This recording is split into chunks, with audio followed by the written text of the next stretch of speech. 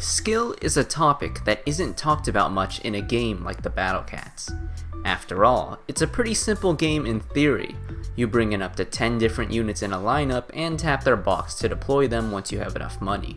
Once deployed, you can't control or move these units in any way, they simply fight for the player automatically. You can upgrade the worker cat for higher max money and money generation, or use the cat cannon when ready to fire a blast depending on which type you have, but that's the full extent the player has over direct control of the battlefield. Well, apart from Conjure, which is as simple as a single recast to spawn another unit, and is only on a very few amount of units in the game. Battle Cats doesn't seem like a game that would be very complex because of this simplicity, but Battle Cats has designed its core gameplay to be a game that does a lot with just a little. A lot of the stages in this game can be very difficult when approached without thinking, and there's room for a lot of creative strategies and gameplay quirks to help the player progress more efficiently.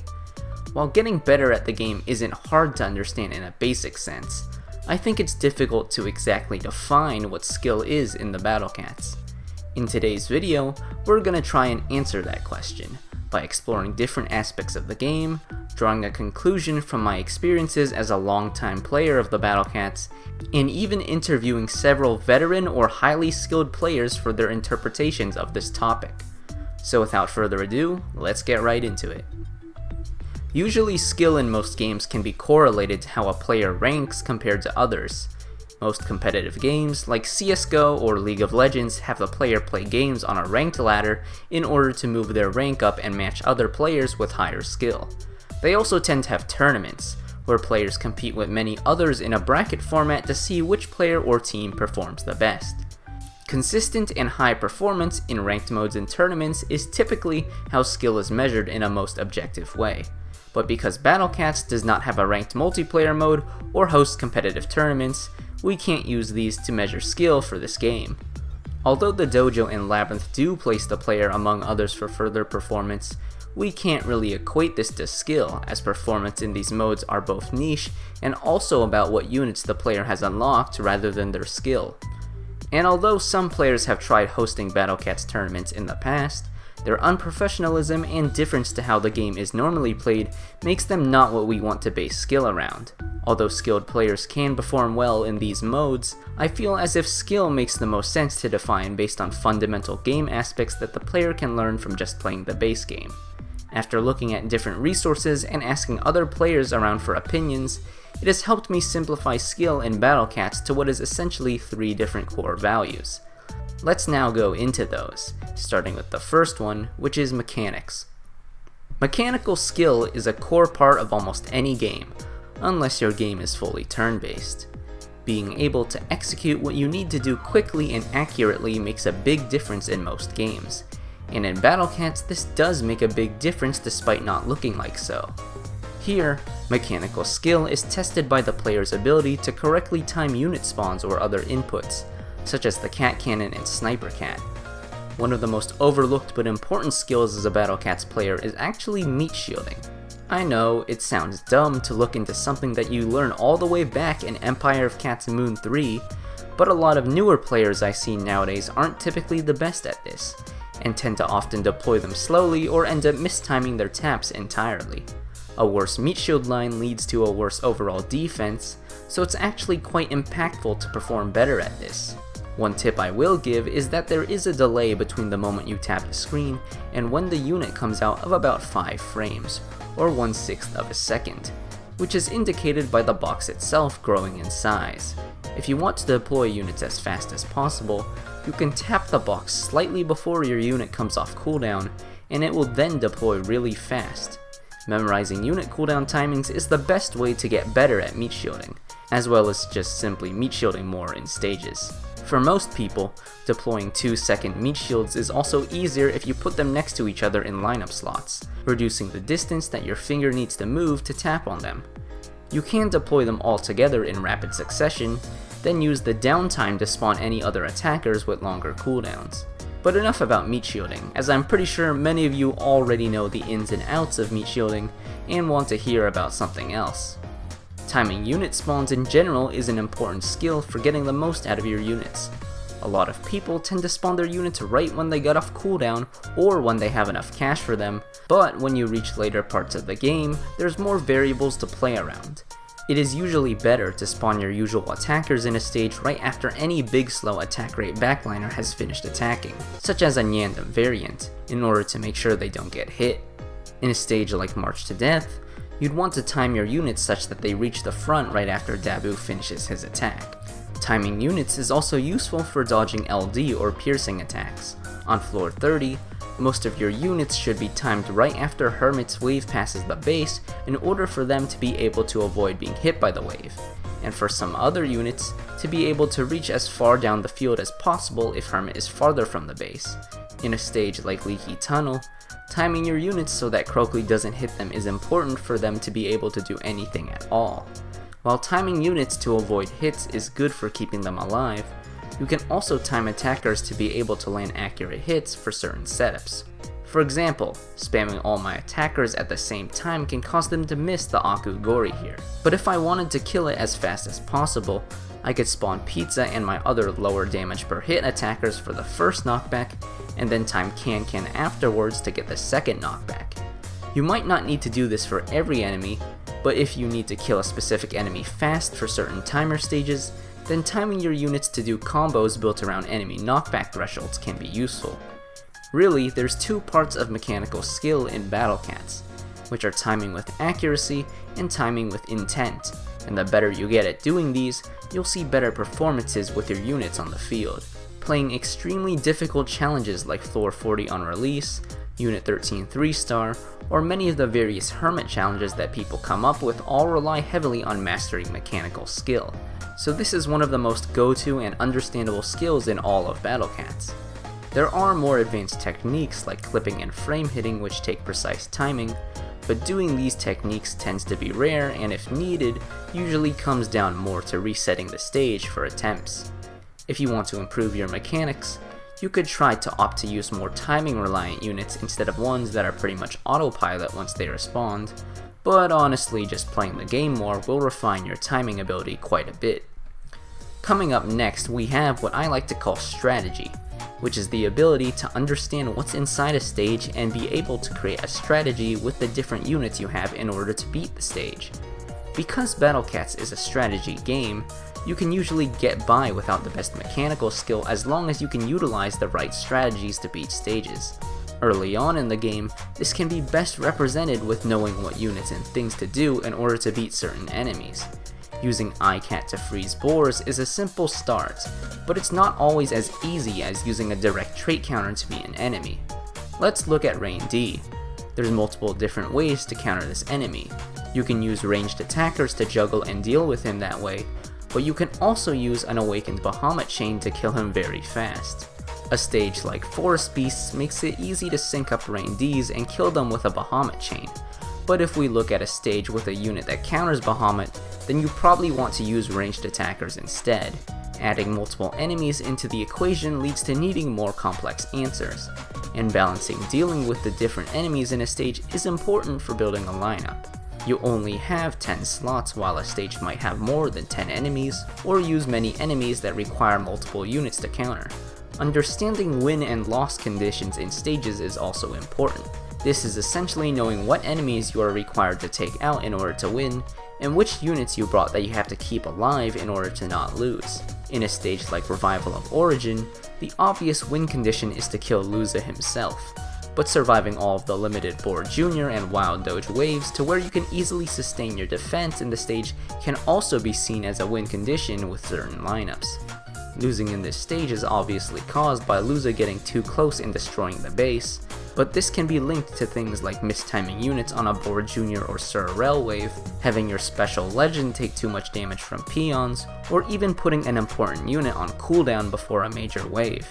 When you understand what exactly causes you to win or lose in a stage, it becomes easier to adapt your own strategy and timings to make sure that you follow through properly. Another important thing is understanding unit synergy and combos. When I say combos, I don't explicitly mean cat combos, but rather just combinations of things the player has that complement each other.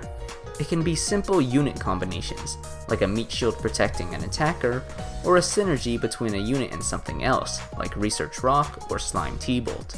Not all unit synergies are obvious though, so it will take some research or testing in order to figure out all the synergies with even just the common units.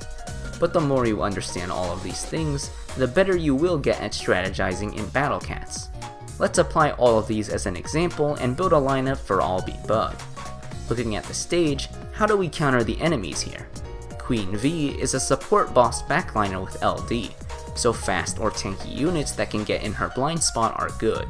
She's not an immediate threat by herself, so let's focus on taking out the Professor A's first. There are 2 of them, and an extremely strong magnification, and the first one comes way before the second.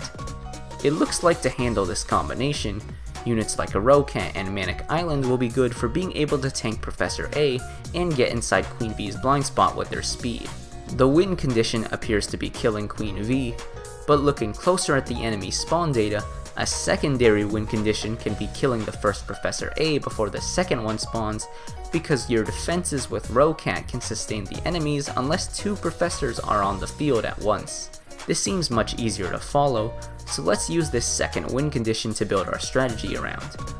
Cat and Manic Island are great for Professor A, but let's also throw in chip rushers like Bullet Train and Bahamut for extra chip damage.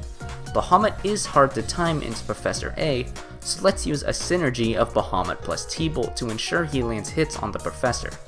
At the same time, we can use Rose Weaken to synergize with Courier, allowing him to be able to hit Professor A when not otherwise possible.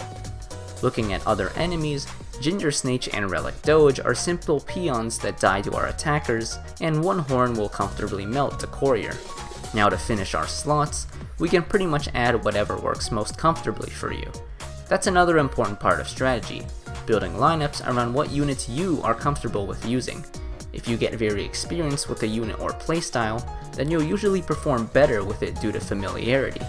In this case, you could add attack or strong combos for more damage if you like a bursty offensive playstyle, resist or HP combos if you want your tanks to last longer and provide more opportunities to play off of with a defensive playstyle, speed combos for easier timing, a meat shield for stalling, or you could even add an Uber that you like using if they have good compatibility with the stage. The choice really is yours. For my case, I'll be finishing up this lineup with Manic Eraser for more defense, an HP combo to boost my tanker's health, and an attack combo with Cutter for more damage and another chip unit. A pretty solid lineup, and while this does look a lot like the meta no Uber lineups for this stage, using all of the ideas talked about here, we basically came up with the strategy from scratch, and didn't need to know an already existing strategy for the stage, as long as we had existing information about the stage itself, our cat units, and some strategy cooking. High-level use of strategy can be commonly seen in guide makers who find the most optimal way to clear stages, as well as challenge players who try to make custom lineups for stages, or clear them with minimum or restricted units. Shichi, a Japanese YouTuber, has a challenge where he made a single lineup to clear every non-restricted stage in the game, and this is only possible because he understands every difficult stage and is able to create a well-developed strategy for each of them. Some of the stage clears seem pretty bizarre and out of the box, so that's just his strategical genius coming into clutch. If you want to get better at strategy, I'd recommend just trying to beat stages in the game without looking up a guide, although looking up stage schematics or stage data is recommended. If you don't know how to read stage schematics, LucasIV has a very old video on it that I think still applies to this day, although if you are getting your data from BCU or a Discord bot, the UI might look different, but the format is pretty much the same. The last type of skill I'd like to talk about is one that a lot of players don't really classify as skill, but I would like to anyways due to its importance for getting better at the game. This would simply be game knowledge, knowing more about Battle Cats and everything the game has. In most games, people tend to separate game knowledge from skill entirely, but I'm grouping it together because of the nature of the game. Battle Cats is a progression-based gacha game, which means that getting farther through the game usually takes a while and maximizing efficiency to progress as fast and easily as possible is important. Game knowledge is really important for this, and you could argue that someone who knows the ins and outs of Battle Cats is better than someone who doesn't. So let's talk about what game knowledge there is to know about battle cats. Firstly, you can simply be aware of what cats, enemies, and stages are in the game. There are several hundred cats and enemies, on top of an amount of stages so large that I don't even know, and this means knowing how to play through it is very important. Knowing the meta, or most effective tactics available, is key to understanding how to play optimally, because it helps you funnel resources into units that you need to counter the hardest enemies and stages, allowing you to progress most optimally. For example, investing into units like Can, Pizza, and Fishman would make it much easier to progress than had you invested into units like Delinquent, Cataphone, and Tathagata. It's important to understand that the meta changes as well, and that following outdated strategies may be less efficient than newer ones. Bahamut's blast talents being obtainable around when you finish Cats of the Cosmos are a pretty recent addition to the meta that heavily power creep tons of stages in the game. So by playing optimally, you would try to get the blast talent unlocked as fast as possible, and then utilize it when playing stages later into the game. Although abusing the massive amounts of power creep Ponos has added to the game seems like it takes away skill, being opportunist and finding out how to optimize strategies with the creep will just overall improve your game sense. Game knowledge also extends to other resource related parts of the game, like knowing which banner is best to roll at what stage of the game, which unit upgrades to prioritize at certain parts of the game, and knowing how to most efficiently farm resources like base materials, power-ups, XP, and tickets. Stage routing is also a very important part of game knowledge. This is essentially creating an order for which you clear stages, because you may want to use drops from a certain stage to make clearing another one easier. For example, you might want to clear Hanya and the Revenge stages fast in order to get Bullet Train, which would help you clear I'll Be Bug easier for Slime, and then both of these drops will generally improve your capability to clear harder stages in the game. Or how about getting Royal Guard from Papu's Revenge to allow you to clear Infernal Tower floor 49, allowing you to get Ural's true form earlier than usual, which will make clearing the rest of UL, including Starred UL, pretty easy. Chaining these routes together creates the bigger macro picture of the battle cats, and optimizing this just makes clearing the game much more efficient. Have you ever wondered why you can't beat a stage in the battle cats? Well, sometimes it's because you messed up timings, or because you used the wrong strategy. The majority of the time it is simply because you don't have the needed units, true forms, talents, or levels required to win. This creates what I like to call a roadblock stage, or stages that force you to stop progressing and grind out another upgrade for your cat army. By routing out stages and your unit upgrades correctly, you can prepare for these roadblocks in advance and as a result, not have to deal with being stuck on a stage that is impossible for you to beat right then. Game knowledge also extends to just knowing the niche mechanics of the game, including unit clipping, enemy limit, missing attacks not creating a wave surge or blast, cheese strategies, 9+10 cannon, how hitboxes work, and more. Every piece of information you have about the game is an advantage, and something that can be played around when building a strategy. Usually, high levels of game knowledge makes you a very good guide maker, as you'll be able to know what the player will often have and be required to face as they progress through the game. Optimizing the scope of the entire game is no simple task, and keeping up with an ever-changing meta takes a lot of knowledge and work to do. If you want to have more game knowledge, you could look around the community to find guides, resources, and be aware of new content releases, or you could simply just play the game more. So those are the three main types of skill in the battle cats, at least in my eyes. Mechanics, strategy, and game knowledge are all important things that make a player better at the battle cats when developed more. I do think that the best way to improve at these is to simply play the game more, but if you feel like you've already played through most of it and want to get even better, what I would recommend is playing a challenge run of the game. This can be as simple as just playing without Ubers, or you can ban specific units or categories to make the run more challenging. By doing this, you'll end up testing all three aspects of skill, because you'll need to think about what units are the strongest in your run, what is the optimal progression route, and you'll be forced to create strategies of your own to beat stages because there probably won't be guides of your exact challenge if you customized it. And because this is a challenge, pulling off your own strategies will usually require good mechanics to be able to accomplish what you want at the right time. It's a fun way to play the game as well, as it feels like a new game plus, testing your mastery of the game while also giving you a fresh new playing experience due to the different meta. so if you're up for the challenge, I'd say to give it a shot. Some people say that Battle Cats is too easy nowadays, and while I can understand a lot of their points due to Ponos' modern stage design philosophy and power creep additions, I think that you can still get the difficulty you want by just placing whatever restrictions you want on yourself. Of course, whether or not you want to get better at the game is up to you. Some people simply just like playing Battle Cats for completion or collection, and that is a completely fine and satisfying way to play. It is a mobile gacha game after all. But if you're someone who's a big fan of the gameplay side of Battle Cats, I think there's a lot of fun to be had by challenging yourself.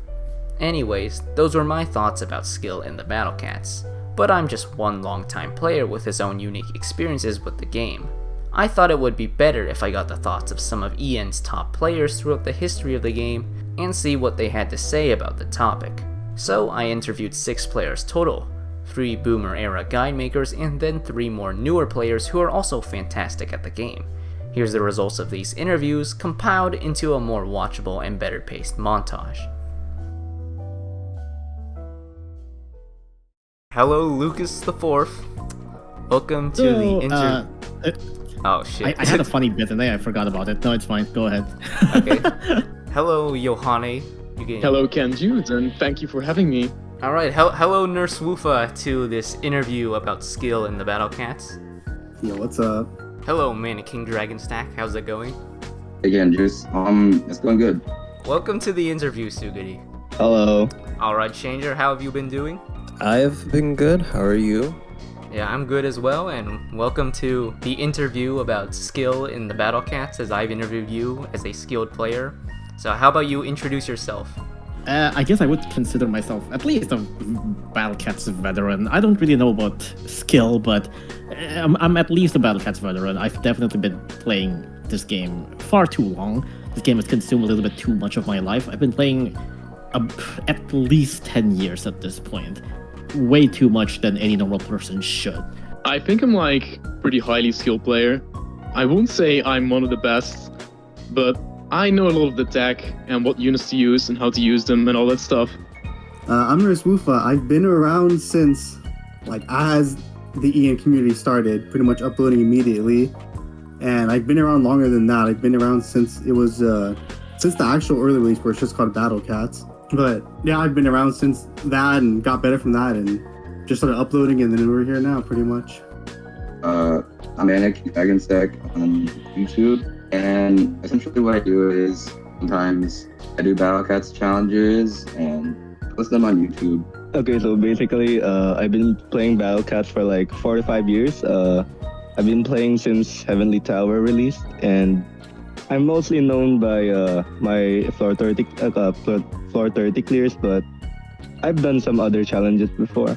And I've also hosted the EXXX events, and I've made that one Suga Tower pack in BCU. And overall, that's it. Well, I'm not exactly sure how I'm supposed to introduce myself. My name is Changar, however you want to pronounce it. I've played since 2017, been on and off for a few years now. Been trying to keep up with what the meta is and whatnot, although I don't particularly pay too much attention to how the meta should be done. And yeah, I'm just a normal average player. What would you say is your biggest accomplishments in Battle Cats when it comes to being skillful?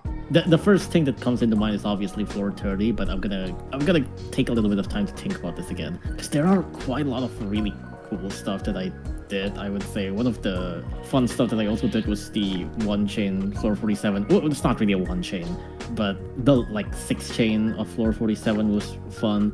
This may not be a fully serious answer, but I want to say it anyways because I think it's funny. I would say my Dark Web 3-star no gacha clear. The one where I stacked up a bunch of Manic Flying on this Dober that ended up never proccing their wave for 17 times in a row. It's very stupid. This definitely doesn't quote-unquote take that much skill, but it's just the fact that it happened, and the circumstances of it happening was really funny because this was kind of done out of spite. One of the old heads of Battle Cats players, Mr. Fail, was really adamant in saying that Dark Web 3-star is literally in the most literal sense impossible.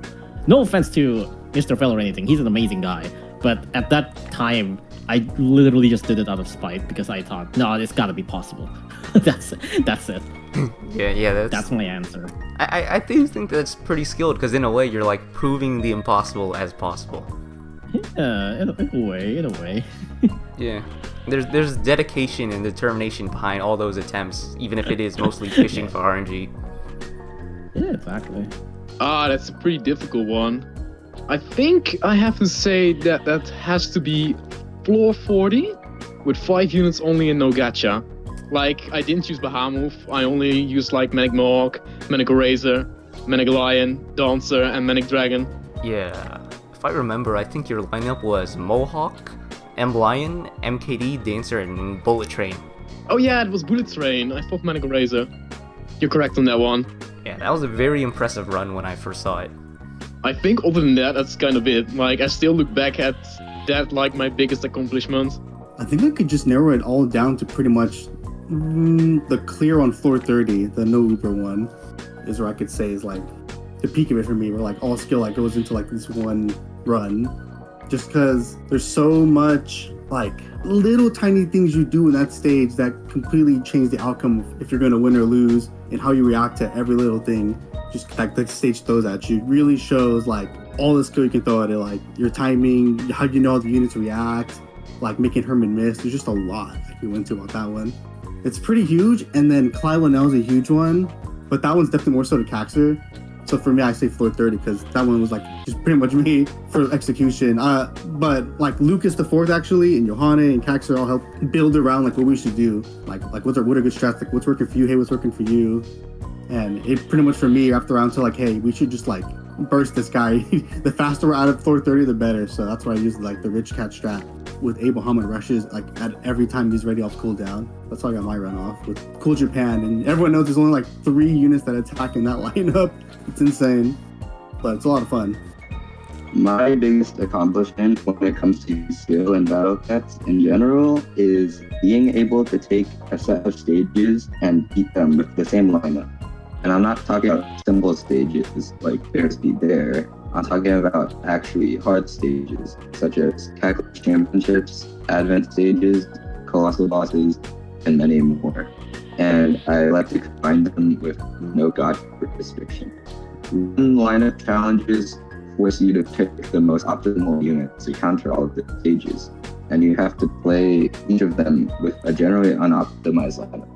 So, in my opinion, was beating story mode legend bosses with the same lineup and without using gacha units. At this time, adherence to virtue, no gacha was considered nearly impossible. Ponos talents didn't exist yet. However, I managed to tinker with the strategy in a way where I could still beat adherence to virtue, but also stages such as A Whole New World and Revival of Origin. The strategy I used for A Whole New World was using Courier to knock back Rage Gori and Ahiru in order to flip a bullet train through and hit Filibuster. I then flipped another bullet train, and the second bullet train knocked back Filibuster right as the first bullet train began to attack the base. This interaction allowed for one bullet train constantly knock back Filibuster, while the other bullet train attacked the base, allowing me to cheese the stage with this lineup. This is easily my biggest battle accomplishment, and there's a couple of other challenges as well that I'd say I'm proud of. It would probably be defeating We'll Meet Again, 3-star, no gacha, both on BCO and in-game. It's been a thing that I've wanted to do ever since 2021. I did it on 2 stars, just on my own time. It's a personal favorite stage of mine. There's a lot of nuance to it. And, at the time, that stage, doing it on 3-star was virtually impossible. So I've been waiting for, power creep to come in, just enough power creep that it's okay, this is feasible now. It'd become a cakewalk, when Baja Blast talent came out And yeah, I think that would be my greatest accomplishment. Okay, so my biggest accomplishment using skill in the battle cat is probably floor 30. Like, I think the proudest clear I've done is probably the original, the no creep, no top row, no gacha clear. I think that accomplishes everything that I see as skill. Like, I can see two different skills. There's lineup building skills where you can optimize a lineup and build what's important to the stage. And then there's a mechanical skill where you like, that's the execution part. Like, yeah, you can see that with timing meat shields into Hermit. And yeah, I think that challenge has given me essentially an oversight on what skill could possibly be. Yeah, that's pretty cool to know. And it's funny how you mentioned, like, you said, like, skill is mostly mechanical and also, like, lineup building strategy. Because that was our second question here, which is how would you define skill in the Battle Cats? But it seems you already answered it. Oh, my bad. It's fine. If you want to elaborate more on that, you can, though. Okay, so I can elaborate. So for lineup building skills, you can essentially look at like primitive souls where you can like you know what to run, but you can essentially run other units that can especially aid with the doggos, the dogumarus. You can actually run hermit cat to curse the dogumarus, so you can allow your other units to perform their job better. And I think that's a pretty good example of lineup building, because you're essentially optimizing your lineup to better perform in the stage. And to me, that's actually more important than mechanical skill, because you're essentially simplifying the stage into a more basic form, so that you don't have to execute this insane timing and such. I think it's more important to reduce that stage to a what do you call that? Occam's razor, where you turn a stage into the simplest form so that others can execute it. And that's actually why I love guide makers, actually, because they simplified a stage into the most basic form that everyone can understand, and they can actually derive something off of it, which I think is really awesome. But moving on, we have mechanical skill where just think of Socrates, gacha clears with the clipping. Yeah, that's essentially it. So mechanical skill is basically just timing your units right, and then it's just timing your units, your cat cannons, your stuff like that. And yeah, that's also very important. But look at it this way: lineup building is optimizing, making sure that the strategy is more consistent and that everyone can execute it. It's very simple. While we look at mechanical skill where we min-max everything and we have the bare minimum, yet we can do it. I think that's the main difference between the two. Yeah. It is a very vague term, right? There's still a lot of aspect when it comes to if you want to define skill in Battle Cats. I think the number one most important thing, and this might not sound like skill, but just having general knowledge and being able to use the information of what information you have in playing the game is probably the most important thing you can have when it comes to playing Battle Cats, quote unquote, skillfully. Execution, timing, and whatever, that's one thing. But knowing what your units do, knowing what the enemies do, knowing what choices you have, and then applying it on the stages that are ahead of you, that's probably the most important thing when it comes to being good in Battle Cats. The problem with this is that this takes a lot of dedication and it takes a lot of time. You are going to lose a lot when it comes to experimenting with whatever. And maybe I'm going in a little bit of a tangent here. That's where I would end it. When I look at skill in the Battle Cats, I like to take a look at 4 things. I think one of the most important skills is meat shielding. You learn it at Empire of Cats, Chapter 3 Moon, when you're fighting Bun Bun. And later on you're going to need it again, to fight, of course, Bun Bun again, but also for R. Ost. I've noticed that a lot of early game players actually seems to still struggle with R. Ost. And that's usually due to the meat shielding they lack. Just stalling in general is very important as well. When using erasers and start off, it allows you to easily stall weak peon tier enemies to max out your wallet before you're hitting the base. Other than that, I think another important skill is to actually know your unit. how useful they are, in what situations you can use them. When I take a look at like skill in the Battlecast, I don't like instantly think like, oh my god, this guy uses Ubers, he has no skill. Like, I've seen plenty of Uber users when going around that actually are much better than me. Like, they really understand how every unit works, even outside of the Uber category. They really understand that there's also like a lot of powerful special units, rare or super rare units.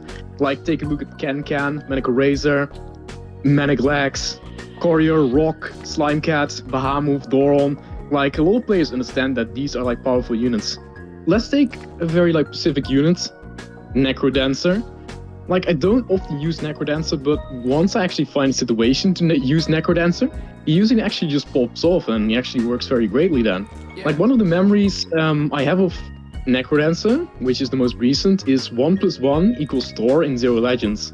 I stacked Necrodancer there to rush Autumn, and then, yeah, I actually just rushed Autumn there, which allowed me to like very heavily cripple Bun and almost just completely rush the stage in general.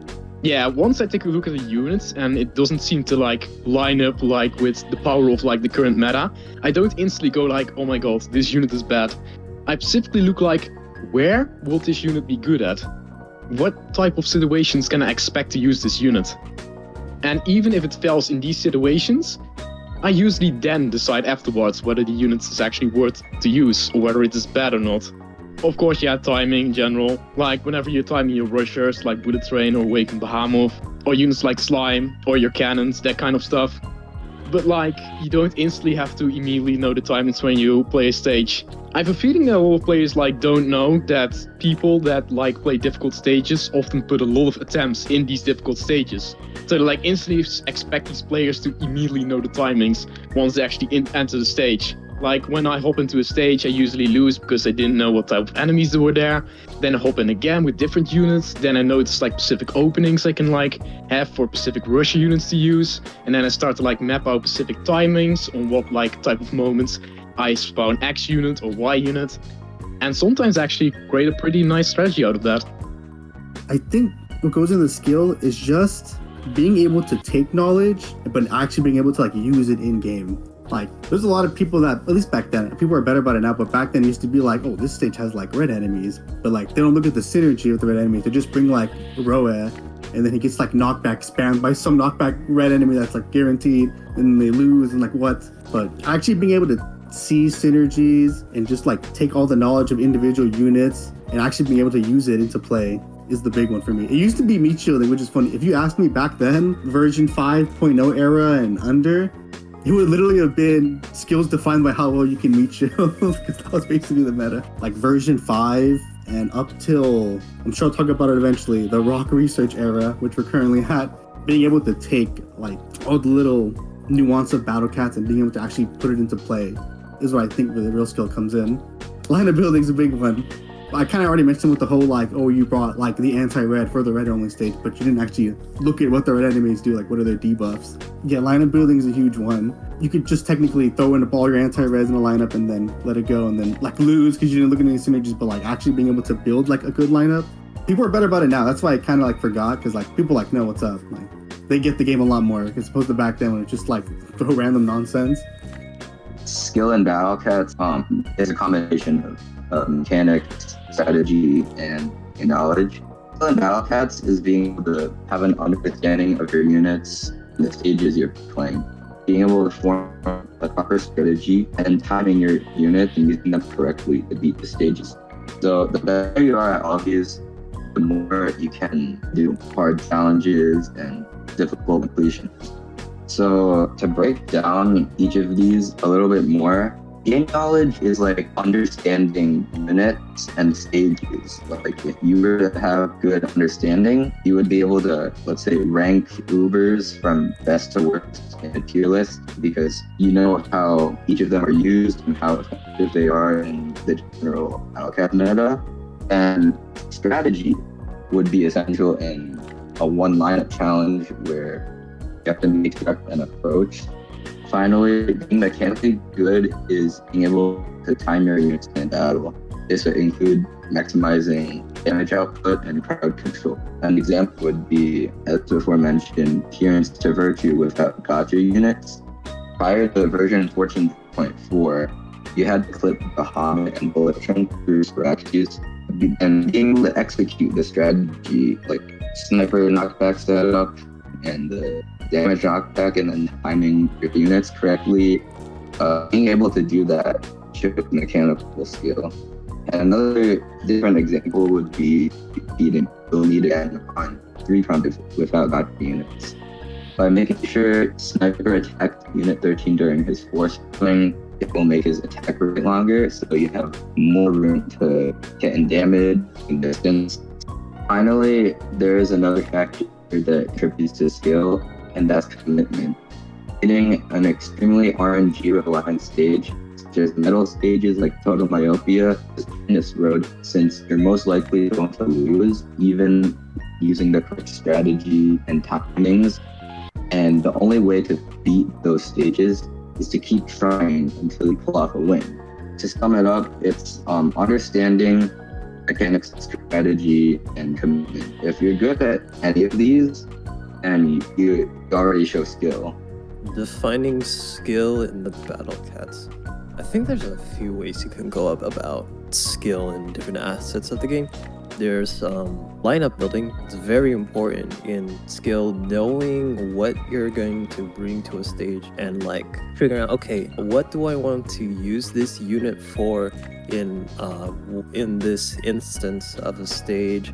Will I bring any can combos? Is there multiple ways I can use this unit? Am I able to try to bring out the most I can out of certain units? I think that's like part of skill. And then there's obviously like mechanical skill, like when you're in game, you're playing the stage. Do I know how to properly meat shield? Do I know how to lure? Those sorts of things I would say are also skill, but they're also sort of fundamentals that every player needs to learn. I think real skill can be picking you, the player, to whichever limit that you can break when you're trying to play a stage and however you want to do. This could be doing no Ubers, this could be no gacha, this could be like taking off your favorite unit, could be an Uber, could be something normal, and trying to see what kind of potential you can bring. Yeah, just out of all your units, but if it's just skill on its own, I think knowing how the game fundamentals, because once you know essentially the foundation of the game, you can start to use cats and interact with enemies in all sorts of different ways. Knowing what something can and can't do is very much a skill, at least in my opinion, because you get to think to yourself, okay, well, when I'm looking at a stage and I'm seeing a particular set of enemies being spawned at X time, Y instance, right? What can I as a player do to combat this sort of situation? It's sort of like once the game becomes less rock, paper, scissors focused, like, oh, I see a red enemy, I'm gonna bring anti-red units, right? When it's more so, I see a certain scenario, is there different ways I can go about this? If so, which is the best way to do it? Or at the very least, which way is the one that you, the player, want to go for? I think skill's quite nuanced in that aspect. It's a very, I don't know if it's an underappreciated part of the game, but it's definitely a vital aspect to Battle Cats that I think can sometimes get underlooked, especially if you're like a casual player.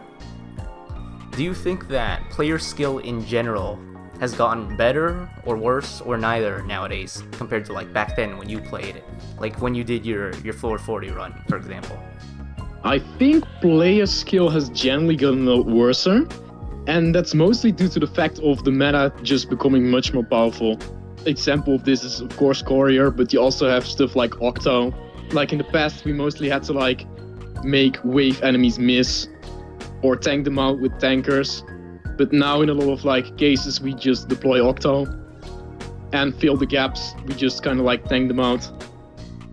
That's kind of a difficult question, because I think anyone who's played the game for a long time eventually will learn. Eventually, they'll pick up a harder challenge. There's a lot of, I would say, players that are not as old as me, players who maybe have been playing for 4 or 5 years or whatever, that I would consider maybe potentially having better quote-unquote skill than I do, because there's a lot of people that picks up crazy challenges and do really stupid things that nobody else would do.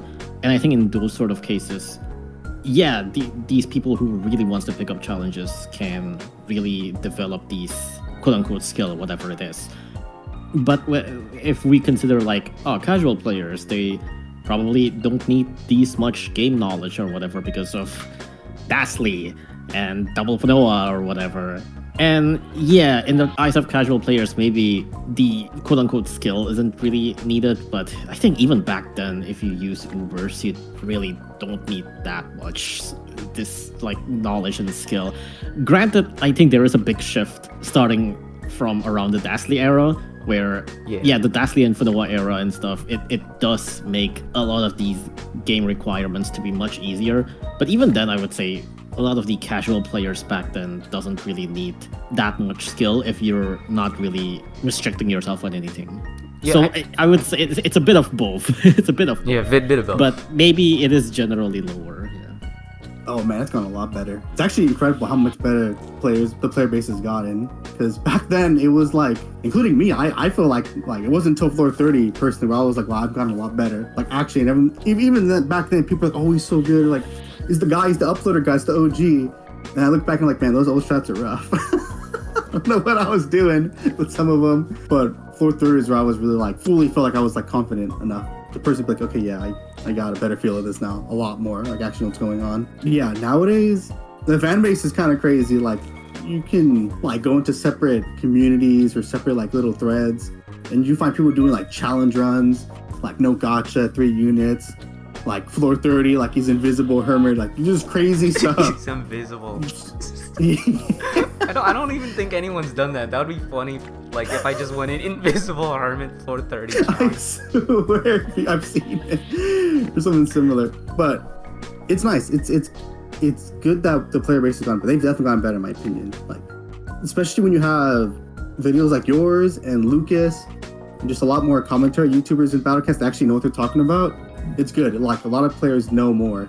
It's good to get the knowledge out there. So like people just know what's happening more in the game, as opposed to back then, people were kind of just like, I'm gonna spam Paris and use a bunch of Ubers without a meat shield, and then I don't know why I'm losing. But yeah, the amount of resources we have now, whether it be a YouTube video or like just actual databases online, bots like you say, BCU, it's good. It's a lot more information for the player to get. Player skill has generally gotten better from what I've seen. For example, the PC 440 run was considered godly from when it was created. As of right now, a good amount of players can recreate that exact run with the same units, levels, and timings. This is all because players nowadays have access to more units and tools like MyGamatodo and Battlecats Ultimate that can tell a player stats about units that they never would have known about in the normal game. It allows players to be more committed since they actually have a direction now. Since knowing the stats of their units, it can give them more hope in finding new strategies. So they try more, practice more, and they're just generally better in my opinion. Overall, not much more to say on this topic. Oh yeah, definitely. Like before, I've just seen people like run fucking 7 Ubers and 2 meat shields in a lineup before, but I rarely see that anymore. I think knowledge has just gotten bigger and more, what do you call this? Basically, knowledge has just reached a new level, and that everyone has been teaching each other. Like I think that's the beauty of the Battlecats community. Like if an information just gets out, everyone would be talking about it, and then that would essentially become like the basis, Like, look at Courier Cat. When it released, like, we didn't think much of it, right? But when we got our fucking hands on it, people just spread the word that it's actually batshit insane. And yeah, I think skill has gotten very high in the community lately. I've actually seen some new people execute some really cool shit in stages. But yeah, that's about it. I think it has gotten better. We've become more informed with how cats can be utilized. We've been basically general knowledge of the game has become more accessible. It's become more defined, and the game itself has gotten more accessible in terms of units and in ways you can approach a stage. Though I suppose you could say that maybe fundamental skill has gotten better, but trying to go beyond a certain level might have gotten worse. But I also don't think that's particularly the case, because well, most players, they like using Ubers, right? Doesn't really matter how good that Uber is. I think my point being is that the game has become more accessible, a little bit easier in general, and as a result, player's skill has also become more. It's basically evolved with the times, and since we're getting more videos that are more informative, just such as more videos from Lucas, etc. I think players have gotten better. Next question. Would you say that Ponos is designing modern battle cats in a way that caters to less player skill? It kind of. It really feels like they just I don't know, they just turned off the level design switch. Level design just went out the window. I feel like they try it's a level. It literally feels like a different level designer, because you have rank 12 and 13 dojo. It's 13, right? Am I going crazy? I think the rank dojo ends at 12-3. 12, that's just my bad, man. Not 12 and 13. I'm going crazy. 12-3. Rank 12 shows how cool level design can actually be when Ponos goes all out. That level design caters so hard to players that know what's up, and they know all the little mechanics, and they make the most out of stuff like base foundations or special supers Brainwashed Island's really good on 12-2. And then 12-3 is really awesome because the main strat is to not meat shield when rank master is there, so you can maximize damage without Okama hitting. It's super cool how they integrate the no meat shield strategy as one of the dojos. And it's a really cool late game idea strat that players can learn. But aside from that, I feel like they don't really cater anymore. Not that much. They definitely do make their one-off hard stages. I really like Heaven Defying Fruit. To give an example, the Old Strict stage with Wawa. I think that's a really good stage in terms of Ponos locking in. And then I guess there's the two big ones. There's Dorami's Revenge or Wrath and Heinous Road. Which is insanity. And Heinous Road's old. Well, not literally old, but it's a year, I think, right? A year and a half. It has been around a year. Man, time flies. It's still rough. It still feels recent. And the worst part about that is at the moment, the two hardest stages, in my opinion, don't really allow for a show of skill. Because Heinous Road feels like the sloth machine, and Dorami. Well, I do actually kind of like the idea of you need to maximize everything with your rushes, and you need to have Sniper Cat hit when Dorami is about to hit to get that little bit of time to get a knockback. The strategy itself is the same for everybody, so there's not much I found the cool strat. Check this out, a different way to do Dorami's Wrath, and this revolutionized it. No, it's all the same. I got lucky with my stacks and I won. Yeah. And then yeah. Short answer is yes, but it is a long gradual process. There is definitely a lot of small little things that they keep on adding. Granted, Ponos does often still scale the end game, late game with what we have, no continuous or whatever, and just generally more difficult enemies.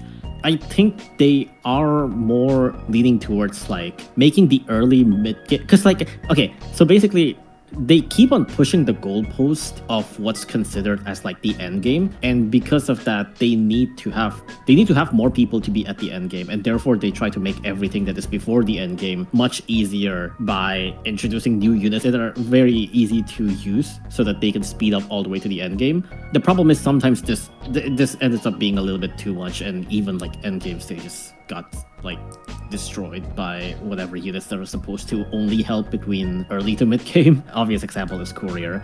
honestly, I would say one of the biggest shift of Ponos going from like, oh, this is a kind of low-key hardcore strategy game into, oh, this game actually gets so much simpler. If I have to pinpoint the one point that actually changes everything, it's not actually Dastly, it's the introduction of LD in general.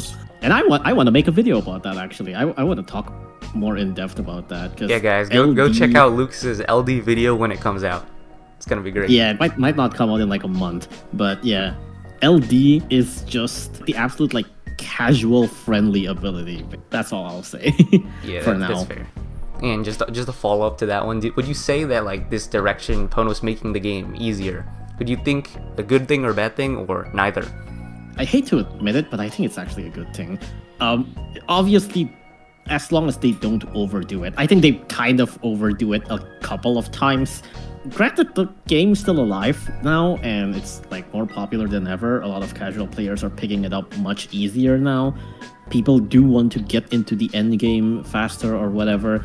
Ultimately, the question that matters the most is just, are more players having fun? Because, like, admittedly, I think old Battle Cats is a little too hard. Not in a casual standpoint, old Battle Cats is kind of a difficult game if you're really just playing casually, because there is a lot of numbers game in it, and the game doesn't provide any of those numbers. But yeah, I think it's leaning towards a good thing, as long as they don't overdo it, because at some point, if there is absolutely no challenge to the game, then there is no game to be played. As long as they don't overdo it, I think this direction is fine.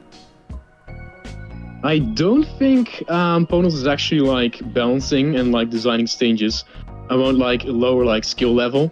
I think they're mostly like designing around Ubers. Like fourth form Ubers kind of became a thing once the oil started to roll around. And some of the stages actually reflect that. Again, 1 + 1 = Store, designed for Ultimate Windy. Socrates, definitely also designed for Ultimate Windy. Then Newton came out, and of course with that, Dundia's Ultra form dropped. And I honestly think it makes sense, like from a marketing standpoint. Like eventually Ponos just wants you to kind of like say, hey, look, you got this fancy unit you can obtain which easily counters X enemy. But even then, Ponos is still like capable of making some banger level design.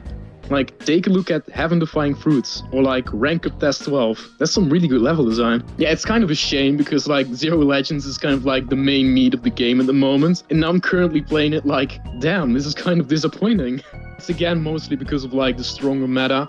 Like, have fun and try designing a stage when Bar Blast exists, when Hitman exists, when Slime exists, when Triple Research exists, when Rock exists. Like, it's honestly very difficult to actually make a proper stage then. I also like to actually bring up like something from like a long time ago. When Floor 30 debuted for the first time, it was very hard.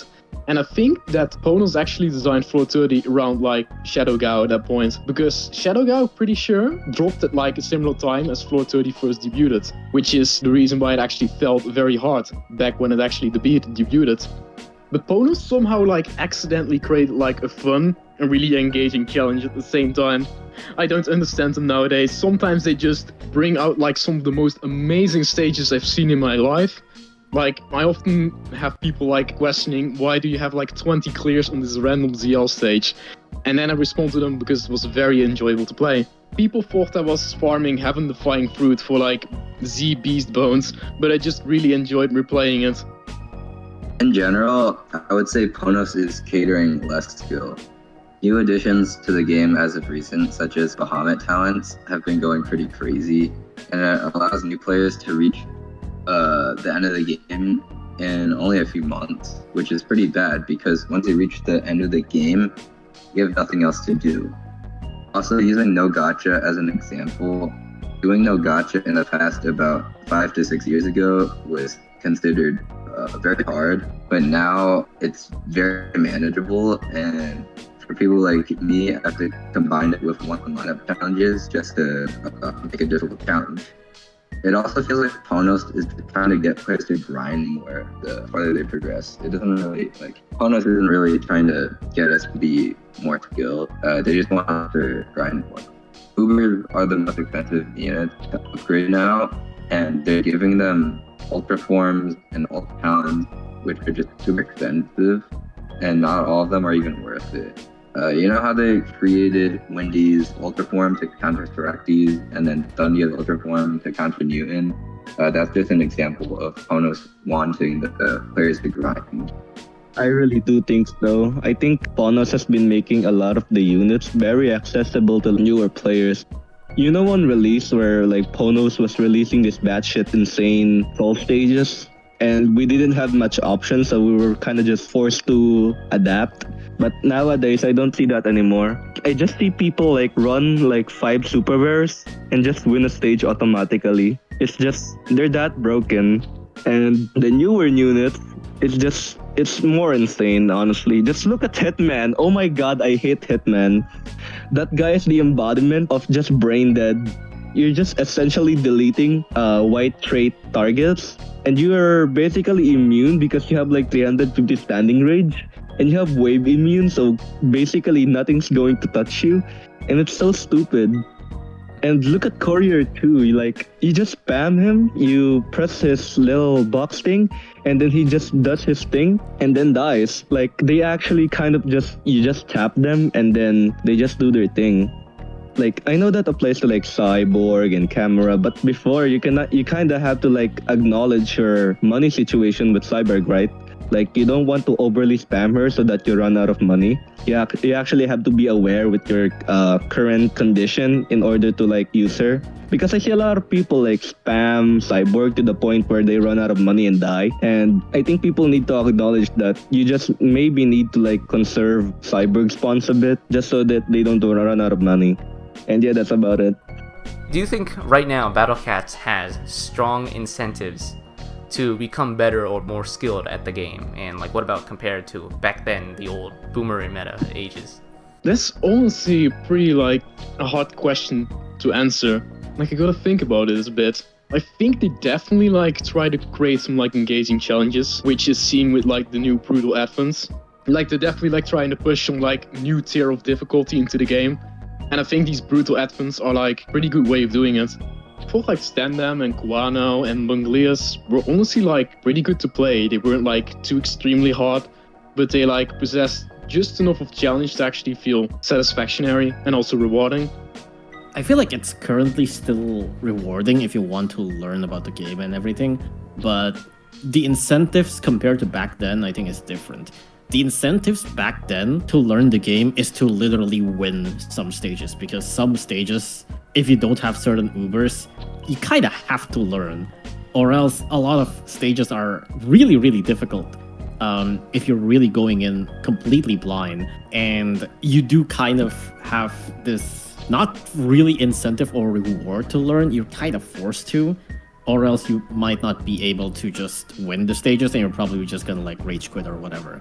Nowadays, you're definitely not as forced to learn whatever these are, but I think just the joy of learning can still be rewarding enough. There are a lot of people that I see just love learning stuff about Battle Cats. They discover new stuff or learn new skill or whatever, and that's part of their enjoyment. Shoutouts to FaXaNadu, goated streamer. He's probably the epitome of like loving learning about Battle Cats. He is really a casual player, but every time he learns something and like is able to put whatever he's learning into use and going like, oh my god, that works, that's amazing, and I can't believe I learned that myself. It feels very rewarding for him. And I can tell that's also kind of what a lot of other people sometimes feel too when it comes to like learning about Battle Cats. It's not about like, oh, I need to beat the stage. A lot of the times it's also like, wow, I feel so smart for putting my knowledge to use. It's rewarding in that kind of sense, I would say. Or even just like people who restrict top tier Ubers, it's like sometimes those are like enough challenge for people to be like, oh hell yeah, I actually did it without relying on these broken Ubers, and that actually felt like good, you know? I think it's the exact same since it's ever been on release, which is no. I feel like Ponos has never... It's weird because it's a gacha game, and of course it's like, you know, they gotta make their money, they gotta make you roll. But Ponos is always like, despite some people are saying like, oh, they make the hardest things ever, it's impossible. But to me personally, I feel like Ponos is like really good at making the game free to play friendly. Like, it feels like they go out of the way to make sure things are possible in no Uber. without like something crazy legendary, some like one specific drop unit for the most part. But I feel like you never get like a reward or anything for the most part. The only time the game really incentivizes the player to like get good, no Uber, that sort of mentality, is when it's a restriction, when like they lock out Ubers, or like it's a money restriction or something, like you can only use this 1200 cost and above units. I feel like I feel like it's been the exact same since release. I feel like it's up to the player, honestly, whether they feel like they should do it. If you want that rewarding feeling of like beating something in Uber, like, yes, I actually did, like I'm improving the game. I feel like that's all up to the player. And that's how I've been like, I just want to get better at the game. It's fun. It's a really fun game. It's fun to get like super in depth with it. So that's why I always went to Uber. So I think that Battle Cats doesn't have more incentive to become skilled right now. Back then, there were events like E150 and tournaments, and personally have not seen around anymore, where I think there would be a lot more skilled players like 2 or 3 years ago, where I wasn't really active, so I can say so for myself. But I think like they had more incentive to be skilled back then. I mean, there were some like stages that actually demanded that you have to think of it first in the stage. But recently, all of those stages have really been power crept to the point that the skill part is lost. Like, look at Socrates again. Like, you know, when we had it first released, we had to do like some really fucking stupid strategies just to live. And essentially, we were forced to like use Ubers to actually have a consistent clear. But now, nowadays, you can just look at the stage and then you'd have way more options to deal with Socrates, to the point where the difficulty of the stage has been lost. Like, I'm not saying that it's not that difficult anymore, but majority of the difficulty has been reduced due to power creep. So no, I don't think there's an incentive to kill in the battle catch, considering the amount of power creep units we have. Like the slime TF, it's the main criminal as to why I don't think skill has been that incentivized anymore. Because back then you can have like slime, right? You'd have to time it. Like, it's really difficult to get a slime off, but if you do, you actually get rewarded a lot. But Manji has essentially deleted that skill part. Like, you just send him out and you automatically get that wave, and it's so goddamn unfair. I hate it. A lot of the units have been getting like power-ups, you know, like true forms, talents, whatnot, that essentially just trivializes their weakness and just deletes their usage, you know? Like, there's no skill anymore. For lineup skill, I guess you can bring them, but like, you just bring them and then you press them on the stage and they do their thing. They actually kind of like do nothing, but at the same time do so much. You just tap them and they do so much. Spam them off cooldown because you know they'll land a hit. So no, I don't think skill is very incentivized anymore. I think it's more about, I think Ponos is just leaning to be more convenient to players, I guess. Like, they're making a lot more units like way more easier to use compared before. I'm not exactly too sure on that. I think the way that Ponos has gone about stages that are difficult for us hasn't been intentional sometimes. Yeah, take a stage like Soractes, for example. That's not a stage that they wanted to make to be one of the hardest stages in the game, at least for most players. It feels like more of an accident that just so happens to be very difficult, whereas other stages like, let's say, Zero Lusa, that is very intentionally set up so the player can either beat the stage with what they have currently, or they can wait, get certain true forms, and come back. The same thing happened with Dr. Nova and Edie's true form. I think, just in general, they want to experiment with what they can bring out with new ideas, new stage types for players to explore, since we are getting a vast array of how stages function, different types of enemies, etc., right?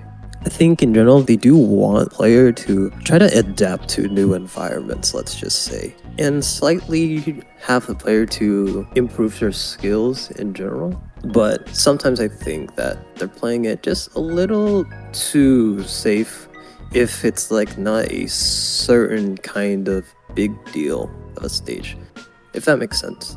Final question. Do you, as a skilled player, think it's rewarding for a Battle Cats player to try and pursue getting very skilled or experienced at the game? Yeah, I think skill is kind of passed down throughout people, right?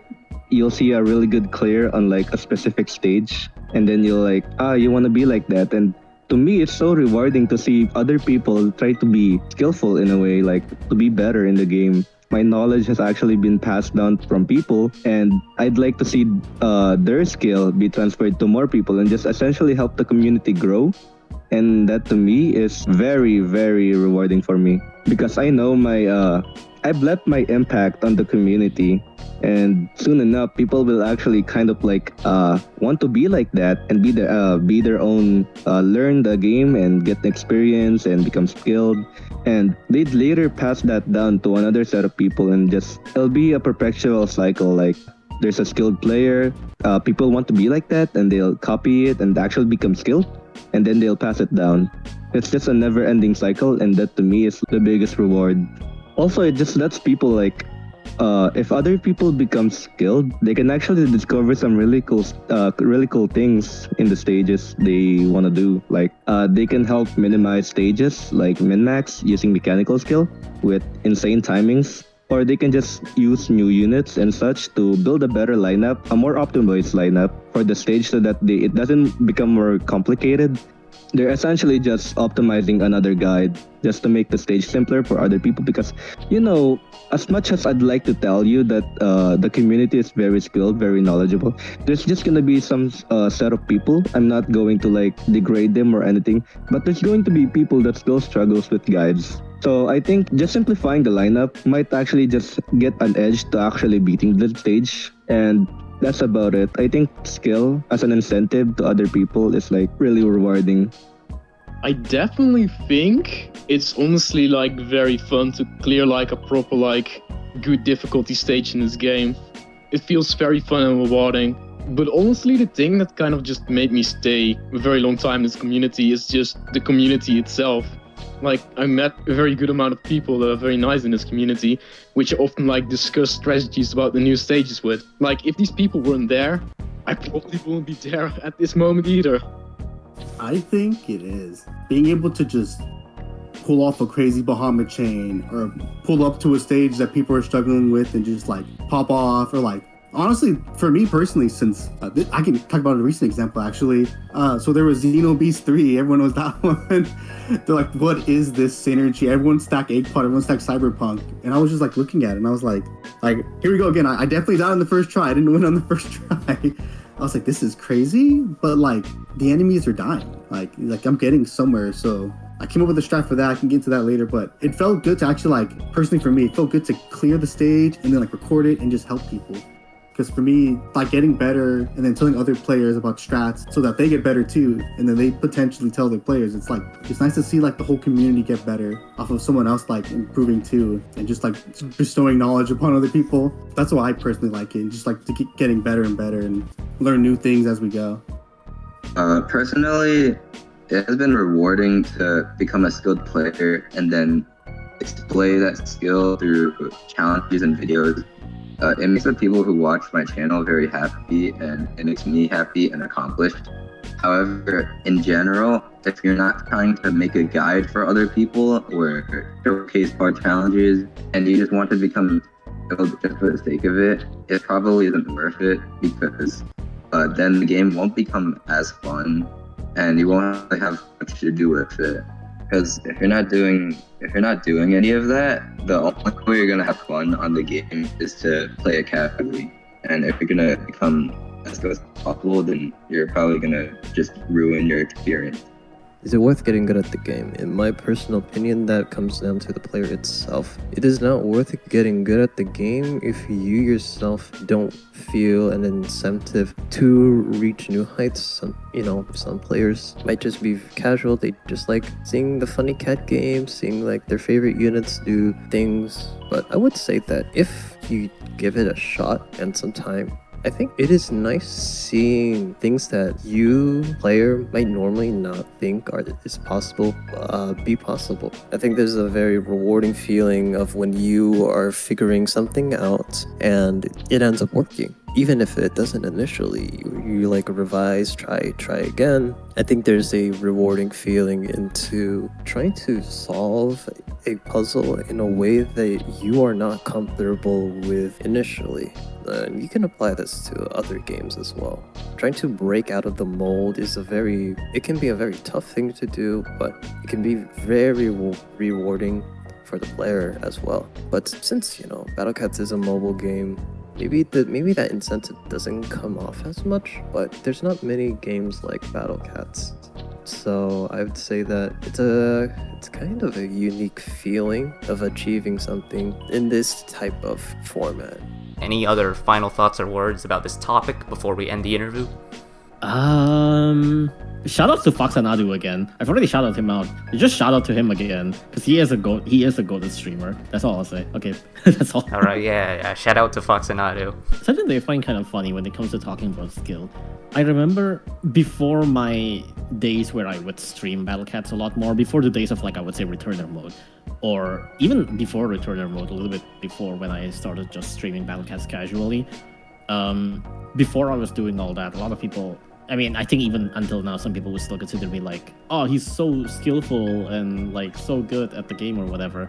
Ever since I started streaming and actually showing my full first couple of runs, people are wow, he's not actually that good. Yeah, that's kind of people are wow, this guy's losing a lot. He's breaking a lot of these stuff and he just keeps on losing.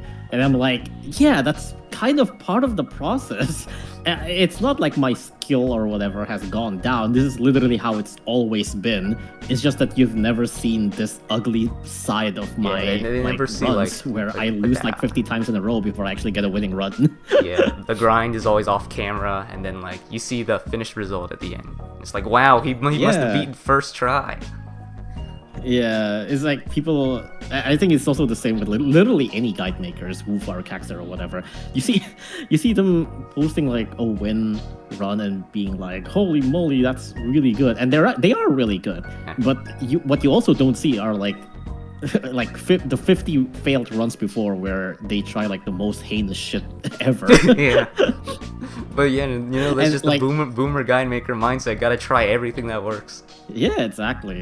That is, I would say, also part of the quote-unquote skill, which is, it's not just knowledge. It's not just it's also knowledge, but it's also just, you really need to be determined in trying everything and not fearing of losing.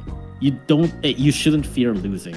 I think that's part of what makes a good Battle Cats player, is that you take a loss and be what can I learn from this? That's I think also a really big part of being a good Battle Cats player. All right, thank you, and thank you, Lucas IV, for being in this interview. Hell yeah. You got any other final words or thoughts about this topic in general before we end the interview? I don't think I do. I think I've said everything I wanted to say. So thank you, Yohane, for attending my interview on skill in the Battle Cats. No problem. Thank you for having me. You got any other final words or thoughts about this topic before we end the interview? Oh man, is it time to finally crack open the rock research?